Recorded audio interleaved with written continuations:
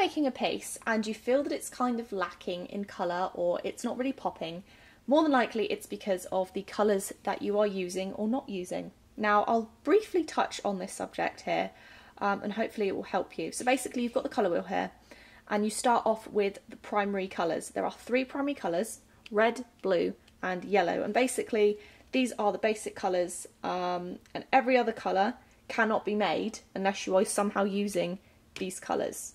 Okay, so for example, we have the primary colours, then we have secondary colours. Secondary colours are basically the colours that you make from the primary colours. So if we mix red and yellow, we get orange. Orange is the secondary colour.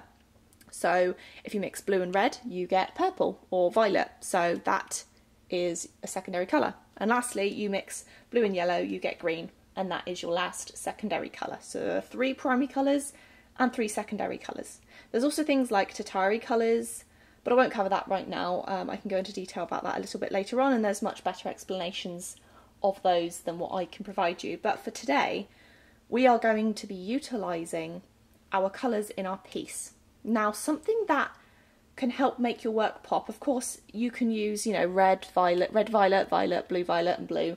Those all complement each other, look really, really nice. The reds through to the oranges, they look nice together as well, as do the greens through to the yellows. They all look nice together. But something that you may, if you're not experienced with the colour wheel, something you may not do, something that is quite important, is you can use complementary colours in your piece. And what complementary colours are is they are the colours that are opposite each other on the colour wheel. So for example, red and green are complementary colours. For example, hairdressers use the colour wheel all the time. If you have red hair and you are trying to cool it down, you don't want it red anymore, you'd have to use a dye that has a green base to it in order to make it neutral. Something as well with complementary colours is if you mix them together, more than likely you're going to get like sort of a neutral, sort of brownish colour.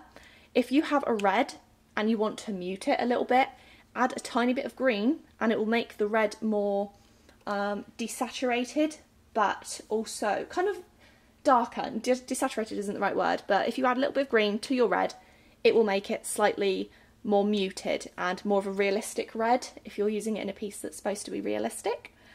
Same with blue. If you want to have a blue sky but bright blue is just not realistic at all, if you add a slight bit of orange to that, it's going to mute down your blue while still keeping it blue.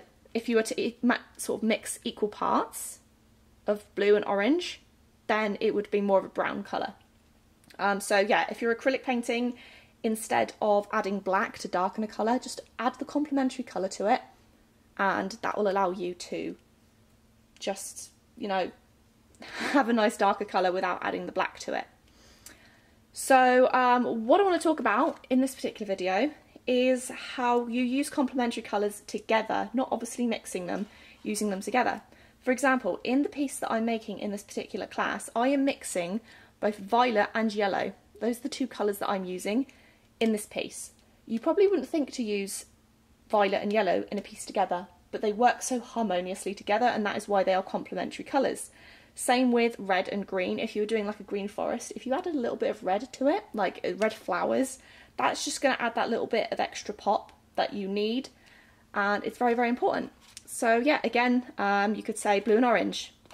Add blue and orange together, you have a sunset with blue water, orange sky, beautiful, looks great. So that's it for today, really, in this particular video.